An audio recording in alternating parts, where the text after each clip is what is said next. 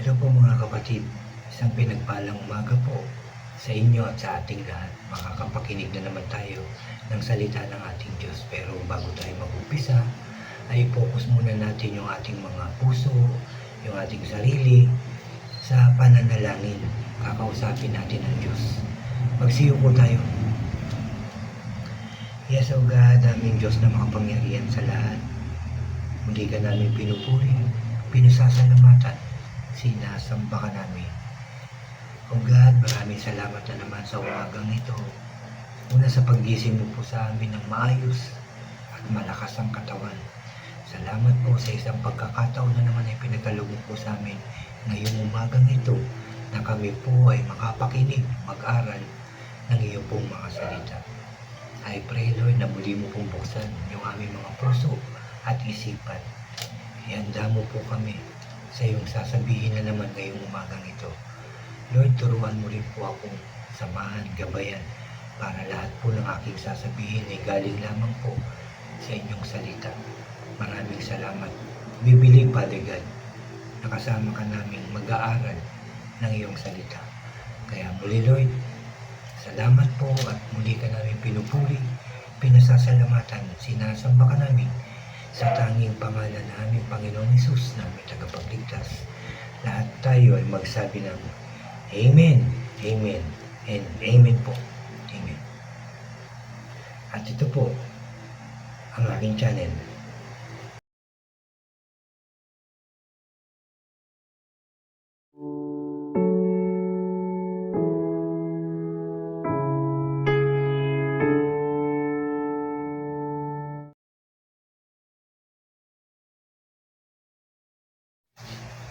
Ayan, hello po ulit mga kapatid. Ulitin ko lang, isang pinagpalang umaga po sa ating lahat.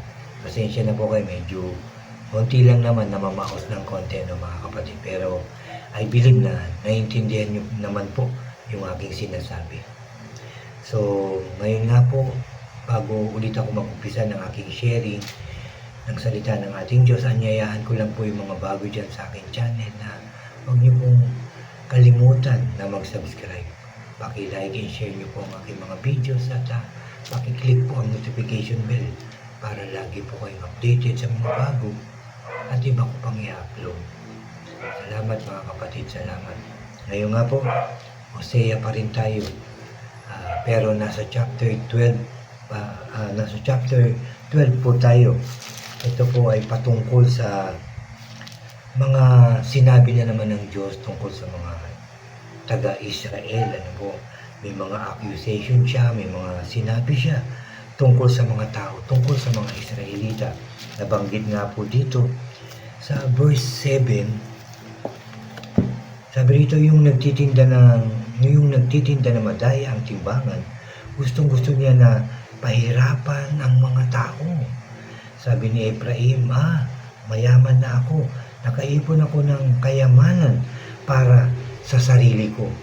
Sa dami na meron ako, hindi nila mapapatunayang na daya ko sila. Sabi pa sa verse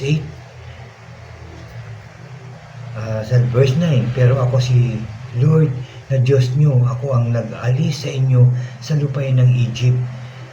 Patitirahin ko ulit kayo sa mga tent gaya ng ginawa nyo pag piyesta, kahit anong kasalanan, kahit anong pagkakamali, kahit anong panluluho, kahit anong pagtalikod sa Diyos, mahal pa rin ng Diyos ang mga tao. Mahal pa rin ng Diyos ang mga taga-Israelita. Sa Israel, ano po ang mga taong Israelita, mahal pa rin niya. Kaya dito sa ating dito sa verse 6 na ating pagtutuunan ng pansin, dito po dinala yung aking devotion. Pero kayo, sabi ng Diyos, sa verse 6 po ito ng chapter 12 ng Hosea, pero kayo, bumalik kayo sa inyong Diyos, pagmamahal at hustisya ang pairanin nyo, at huwag kayong magsawang umasa sa Diyos nyo. Kahit anong pagkakamali, kahit anong pagkukulang, yun nga sabi ko kanina, yung pagtalikod sa Diyos, yung pagbaliwala sa kanyang mga salita, sinabi pa rin ng Diyos, pero kayo, bumalik kayo sa inyong Diyos. Sino ba ang Diyos mo? Sino ba ang Diyos ko? Di ba iisa lang yung Diyos na nasa langit? Yun lang yung dapat natin balikan. Yun lang yung dapat natin pasalamatan. Yun lang yung dapat, yung Diyos na yun lang na ang dapat natin purihin. Dahil isa lang ang Diyos na gumawa ng langit at lupa. Wala nang iba. Siya ang nagbigay ng buhay sa lahat ng may buhay dito sa mundo. At patuloy na nagbibigay ng biyaya sa ating lahat at patuloy na nagpapatawad sa ating mga kasalanan. Ang Israel, ang mga taga-Israel, pinatawad ng Diyos. Paulit-ulit na gumagawa ng kasalanan. Paulit-ulit din pinapatawad ng Diyos. Paulit-ulit din sinasabihan ng Diyos na magbalik loob kayo. Lumapit kayo sa akin. Magsisi kayo sa inyong mga kasalanan. Paulit-ulit ang Diyos. Hihingi ng sorry, gagawa ng mabuti, pagkaraan lang ng mga ilang araw o ilang buwan, balik na naman. Ganon din tayo sa generation natin ngayon. And I pray sa susunod na generation, huwag nang maging ganun ang tao. Dapat tunay yung pagbabalik loob ng mga tao sa Diyos, yung pagsisisi ng kasalanan, yung paggawa ng kabutihan. Dapat totoo, dapat tama, dapat tapat sa Diyos ang mga tao. Kaya nga sabi ng Diyos, pero kayo bumalik kayo sa inyong Diyos, pagmamahal at hustisya ang pairalin nyo, at huwag kayong magsawang umasa sa Diyos nyo. Huwag tayong magsawang umasa sa ating Diyos. Dahil siya lang ang makakagawa ng mga hindi kayang gawin ng tao. Kaya niyang baguhin ang buhay natin, yung sitwasyon ng buhay natin. Kaya niyang ayusin, kaya niyang buuin yung mga nasira, nawasak na pamilya, yung sakit at karamdaman. Kaya niya yung pagalingin, pero ang tinitignan niya, tunay ba tayong naniniwala? Tunay ba tayong tapat sa Diyos? Totoo ba na pinangahawakan natin yung kanyang mga pangako? Totoo ba yung utos at tuntunin niya, sinusunod natin? Ngayon, kung sa bibig lang natin ito lumalabas, sinungaling tayo. Hindi tayo totoo sa Diyos. Diba? Ang Diyos lang kasi nakakaalam ng puso natin. Ano ba yung nilalaman nito? Ano ba yung nasa isipan natin? Ano ba yung mga plano natin? Si Lord alam. Pero yung kapitbahay mo malamang hindi alam. O kasambahay mo. O yung kasama mo sa bahay. Baka hindi alam ang nasa puso mo at mga plano mo. Pero si Lord, alam niya lahat yan. Wala tayong malilihim sa ating Diyos. Kaya ano pang hinahantay natin? Diba? Panawagan na naman ng Diyos sa ating lahat ito. Magbalik loob kayo. Magbalik loob kayo sa inyong Diyos. Sinasabi niya to sa atin ngayong umagang ito, mga kapatid. Hindi lang sa akin, hindi lang sa inyo, kundi sa lahat ng tao dito sa mundo na magbalik loob na tayo sa Diyos. Pagmamahal, hustisya ang ating pairalin. Pagmamahal, mga kapatid. Pagmamahal sa kapwa. Pagpapatawad, hustisya at pagpapakumbaba ang pairalin natin. Para tayong lahat din ay mapatawad ng Diyos sa ating mga kasalanan, para makarating na sa Diyos yung ating mga panalangin. Magbalik loob na tayo, magsisi sa lahat ng kasalanan, at huwag na itong balikan. Huwag na itong isipin pa o alalahanin pa kahit kailan. Yung mga mali, pangit na nagawa natin, huwag na natin itong babalikan. Di ba po tama naman yun? Kaya this morning, tinatawag tayo ng Diyos, pinapaalalahanan na magbalik loob na tayo. Lahat. Sabihin mo yan sa inyong kasama sa bahay. Sabihin nyo yan sa katrabaho nyo, sa kaibigan nyo, na magbalik loob na sa Diyos. Pagmamahal ng pairalin. Kung meron man tayong kagalit dyan, sa tabi, o saan man, o sa loob ng bahay, ito'y kausapin na natin ng maayos. Makipagbati na tayo, magpatawad tayo, magpakumbaba tayo. Sabihin natin, sorry. Magbalik loob na tayo sa Diyos. Tapos mag-pray kayo. Yan ang mga mahalagang dapat na ginagawa natin. Ngayon, sa panahon na to mga kapatid, huwag na nating sabihin na bukas na lang, mamaya na lang, saka na lang. Dapat ngayon na. Ngayon na tayo magbabalik loob sa ating Diyos. Ulitin ko lang, hindi mamaya, hindi bukas, hindi saka na lang. Ngayon na tayo magbabalik loob sa Diyos. Ngayon na tayo magpapatawad. Ngayon na tayo magmamahalan. Ngayon na tayo magpapakumbaba. At ngayon na tayo magbabahagi o mag-share ng salita ng Diyos para malaman din nila na sila rin ay tinatawag ng Diyos, na sila rin ay pinagbabalik loob na ng Diyos. Yan ang dapat nating gawin. Wala nang iba. Yung mga mali nating nagawa, yung mga kasalanan, kalimutan na. No? Ibaon na yan sa limot at huwag nang balikan. Tuloy-tuloy na tayong kilalanin ng Diyos. Tuloy-tuloy na tayong magbasa ng Kanyang salita. Tuloy-tuloy na natin itong isabuhay habang tayo ay nabubuhay para hindi na natin pagsisihan ng lahat mga kapatid. Nasasabihin natin, dapat noon pa. Dapat noon ko pakinilala ang Diyos. Dapat noon pa ako nagbalik loob. Dapat noon pa ako nagsisi sa aking mga kasalanan. Kung yan ang gusto nyo na hindi na kayo magsisi balang araw, ngayon na tayo magbabalik loob sa ating Diyos. Ngayon na tayo hihingi ng tawad sa ating Diyos. Ngayon na natin pagsisisihan ang lahat ng ating kasalanan para mas maging maayos na ang ating buhay, ang ating pamilya, ang kinalalagyan natin, ang sitwasyon ng ating buhay. Kaya kasing ayusin lahat yan ng ating Diyos. Inaantay lang niya na tayo po ay magbalik loob sa Kanya. Inaantay lang niya na humingi tayo ng tulong sa Kanya. At naniniwala ako, ipagkakaloob niya ang tulong na kailangan natin. Ang tulong na nararapat sa atin, hindi yung gusto natin sa sarili natin. Ito kasi yung gusto ko. Dapat yung gusto ni Lord ang hihingin natin, ang tatanungin natin. Dahil kapag yan ang hiningi natin, sigurado magiging maayos ang lahat. Magiging maayos ang ating buhay. Lalo-lalo na magiging maayos ang ating relationship sa ating Diyos, mga kapatid. Totoo po yan. Paniwalaan niyo yan, mga kapatid. Na kung tayo magbabalik loob, magsisisi at tatanggapin ng Panginoong Hesus sa ating buhay, magiging maayos at maganda ang ating relationship sa ating Diyos na buhay. Amen po ba? I pray marami tayong naintindihan. I pray dagdag natin sa kaalaman natin to, sa natutunan natin ang ating napag-aralan ngayong umagang ito dahil lahat tayo ay kinakausap ng ating Diyos. Para sa atin to mga kapatid, sa akin, sa iyo, sa inyo, sa ating lahat ang salita ng ating Diyos. Kasi gusto ng Diyos maging maayos yung ating buhay. Gusto ng Diyos pagpalain niya tayo. Gusto ng Diyos matanggap na natin yung para sa atin na Kanyang bigay. Gusto ng Diyos malapit tayo sa Kanya.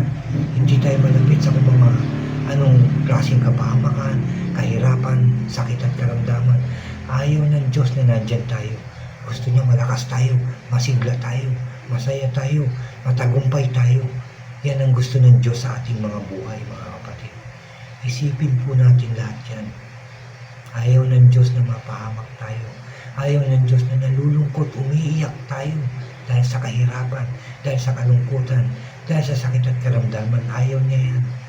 Gusto niya maayos tayo, masigla tayo. Ayaw nga niya nasasaktan tayo. Gusto niya to prosper us, not to harm us, to give us hope and a future. Yan ang gusto ng Diyos. Yan ang pangako niya sa iyo, sa akin, at sa ating lahat mga kapatid. Ayaw niyo ba yan? Diba? Kaya magbalik loob na tayo. Magsimba, mag-aral ng Kanyang salita, magbasa ng magbasa, balik-balikan ito, isabuhay ito, patawarin ang lahat ng may nagawang kasalanan sa atin. Magpakumbaba kung kinakailangan tayo lalapit na magkaayos, okay lang yan. Huwag tayong ma-pride. Ayaw ni Lord yan. Galit si Lord sa ma-pride na tao. Galit si Lord. Kaya magbalik loob na tayo. Mag-ayos tayo ng ating buhay para sa Diyos, sa ating mga mahal sa buhay, at sa ating kapwa. Yan ang dapat natin gawin. Hindi bukas, ulitin ko lang, kundi ngayon na. Ngayon na mga kapatid. Ngayon na. Kaya mga kapatid, yan ang aking sharing ngayong umagang ito.